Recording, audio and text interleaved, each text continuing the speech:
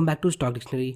अपने ट्रेडिंग के beginning stage में हम different kind of price action trading strategies को सीखते हैं, जिसमें से एक होता है ब्रेकआउट ट्रेडिंग, जिसमें हम सपोर्ट और रेजिस्टेंस और चार्ट पैटर्न्स के ब्रेकआउट और ब्रेकडाउन पर ट्रेड लेते हैं।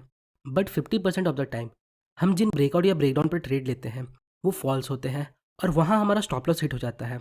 जब भी प्राइस रेजिस्टेंस लेवल को हिट करता है, हमें लगता है यहाँ हैवी बुलिश मोमेंटम है और हम यहाँ बाय कर लेते हैं। और जैसे ही हम ट्रेड में एंटर होते हैं, मार्केट थोड़ा ऊपर जाने के बाद, लाइक एक या दो कैंडल ऊपर जाने के बाद नीचे आ जाता है। इवन कभी कभी तो मार्केट नेक्स्ट कैंडल में ही हमारा स्टॉप लॉस हिट करवा देता है। सेम जब सपोर्ट लेवल ब्रेक होता है तो हम यहाँ शॉर्ट या सेल करते हैं, और जैसे ही हम ट्रेड में एंटर होते हैं वैसे ही प्राइस ऊपर आ जाता है और हमारा स्टॉप लॉस हिट हो जाता है। अब ये तो ठीक था, पर प्राइस एक्शन के दौरान हम जिन चार्ट पैटर्न्स को सीखते हैं, बुलिश चार्ट पैटर्न और बेरिश चार्ट पैटर्न, वो ब्रेकआउट पर क्यों फेल हो जाते हैं? वेल, आज की वीडियो में हम इन्हीं टॉपिक्स को डिस्कस करेंगे और समझेंगे कैसे हम इन फॉल्स ब्रेकआउट को आइडेंटिफाई कर सकते हैं। आइए एग्जाम्पल की हेल्प से समझते हैं। आइए समझते हैं हम कैसे प्राइस एक्शन को देखकर पता लगा सकते हैं ये ब्रेकआउट फॉल्स है या genuine। इसे एक एग्जाम्पल की हेल्प से समझते हैं। लेट सपोज ये हमारा रेसिस्टेंस लेवल है। चूंकि प्राइस इस लेवल को हिट करता है और यहाँ से रिवर्स हो जाता है। नेक्स्ट, यहाँ देखिए प्राइस नीचे से ऊपर आता है बिग ग्रीन कैंडल्स के साथ और इस रेसिस्टेंस लेवल को डायरेक्टली ब्रेक कर देता है। अब आप बताइए ये ब्रेकआउट ऊपर सस्टेन करेगा या नहीं करेगा? तो आंसर है कर भी सकता है और नहीं भी कर सकता है। पर अगर आप चीज़ों को लॉजिकली देखो तो आपको समझ आएगा। लेट सपोज हमने यहाँ बाय किया होता तो हम अपना प्रॉफिट टारगेट कहाँ बुक करते? जनरल सी बात है, हम अपना प्रॉफिट टारगेट नियर की लेवल बुक करते। और इस एग्जांपल में ये रेसिस्टेंस लेवल हमारा की लेवल है, और जैसे हमारा प्रॉफिट टारगेट ये रेसिस्टेंस लेवल है, वैसे ही बाकी लोगों का भी होगा जिन्होंने यहाँ बाय किया होगा। तो जैसे ही प्राइस इस लेवल के पास पहुंचेगा, लोग यहाँ प्रॉफिट बुक करने लगेंगे। और इस सिचुएशन में अगर एक दो कैंडल रेसिस्टेंस को ब्रेक भी कर देता है तो हमें यहाँ ट्रेड को अवॉइड करना चाहिए। नेक्स्ट पॉइंट, हाँ, अगर प्राइस एक करेक्शन के बाद ब्रेकआउट देता या कंसोलिडेशन के बाद ब्रेकआउट देता तो हम यहाँ ट्रेड में एंट्री ले सकते थे। अब इसके पीछे का लॉजिक समझिए।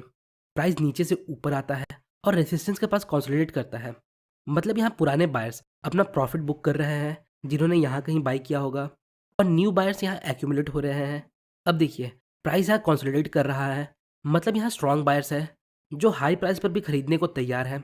अगर यहाँ स्ट्रॉन्ग बायर्स नहीं होते तो प्राइस यहाँ कंसोलिडेट नहीं करता, प्राइस यूजुअली नीचे चला जाता। आइए कुछ एग्जांपल्स देखते हैं। यहाँ आप देख सकते हो हमारे पास एक रेसिस्टेंस लेवल है। नेक्स्ट, प्राइस इस लेवल को अप्रोच करता है और इस लेवल पे थोड़ा कंसोलिडेट करता है और फिर ब्रेकआउट देता है।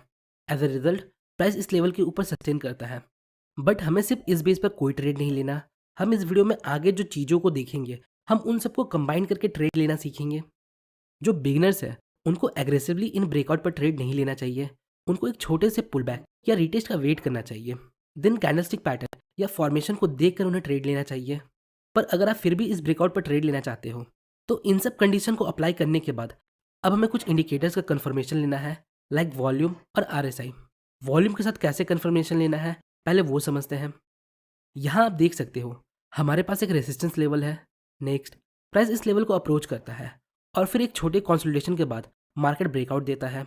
नेक्स्ट, अब हमें वॉल्यूम को चेक करना है। अगर ब्रेकआउट कैंडल का वॉल्यूम हाई है तो हम यहाँ बाई कर सकते हैं। हाई वॉल्यूम मतलब अगर उस कैंडल का वॉल्यूम अपने प्रीवियस कैंडल के एवरेज वॉल्यूम से ज़्यादा है तो इसे हम हाई वॉल्यूम बोलते हैं। और एक बात याद रखिएगा, ब्रेकआउट कैंडल का अपर विक ज़्यादा लंबा नहीं होना चाहिए, क्योंकि जिस कैंडल का अपर विक ज़्यादा लंबा होता है वो हमें एक सेलिंग प्रेशर इंडिकेट करता है, इवन वो ग्रीन हो या रेड हो। नेक्स्ट एग्जांपल देखते हैं। यहाँ हमारे पास एक सपोर्ट लेवल है और प्राइस इस सपोर्ट लेवल पर कंसोलिडेट करता है।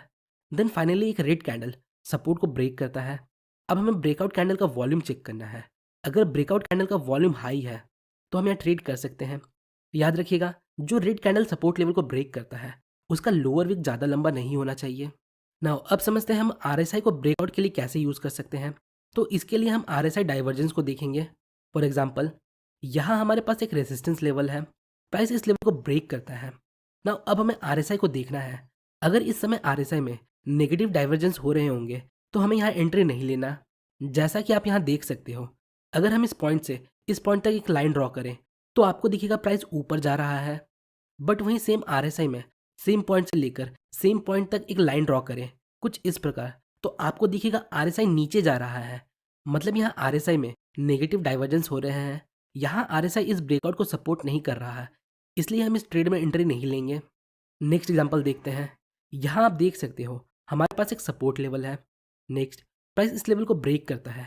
अब ब्रेकआउट के समय हमें आरएसआई को देखना है। अगर सपोर्ट लेवल के ब्रेकआउट पर हमें आरएसआई में डाइवर्जेंस देखने को मिलता है तो हम यहाँ ब्रेकआउट ट्रेड को अवॉइड करेंगे।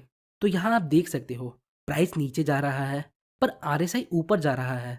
मतलब अभी के लिए आरएसआई इस ब्रेकआउट को सपोर्ट नहीं कर रहा। यहाँ आरएसआई में डाइवर्जेंस हो रहे हैं तो हम यहाँ ट्रेड नहीं लेंगे। सेम चार्ट पैटर्न्स के ब्रेकआउट के लिए भी आप वॉल्यूम को यूज़ कर सकते हो। अगर ब्रेकआउट के दौरान वॉल्यूम हाई है तो हम यहाँ ट्रेड ले सकते हैं। और आरएसआई को चार्ट पैटर्न्स के साथ कैसे यूज़ कर सकते हैं उसके लिए मैंने एक डिटेल वीडियो बनाई है। उसका लिंक आपको डिस्क्रिप्शन में मिल जाएगा। एक बार उस वीडियो को